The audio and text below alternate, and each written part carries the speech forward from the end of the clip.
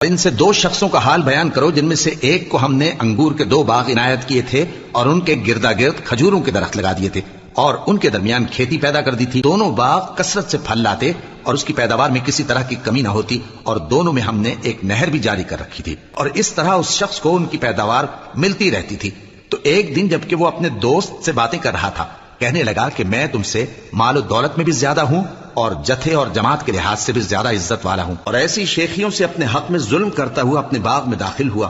کہنے لگا کہ میں نہیں خیال کرتا کہ یہ باغ کبھی تباہ ہو اور نہ خیال کرتا ہوں کہ قیامت برپا ہو،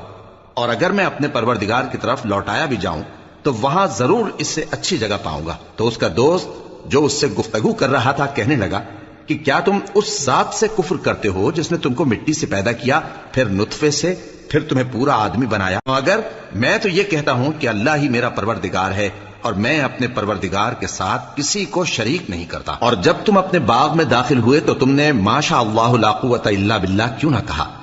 اگر تم مجھے مال و اولاد میں اپنے سے کمتر دیکھتے ہو، عجب نہیں کہ میرا پروردگار مجھے تمہارے باغ سے بہتر عطا فرمائے اور تمہارے اس باغ پر آسمان سے آفت بھیج دے تو وہ صاف میدان ہو جائے، یا اس باغ کی نہر کا پانی گہرائی میں اتر جائے تو پھر تم اسے تلاش نہ کر سکو، اور اس کے میووں کو عذاب نے آ گھیرا اور وہ اپنی چھتریوں پر گر کر رہ گیا. تو جو مال اس نے اس پر خرچ کیا تھا اس پر حسرت سے ہاتھ ملنے لگا اور کہنے لگا کہ کاش میں اپنے پروردگار کے ساتھ کسی کو شریک نہ بناتا.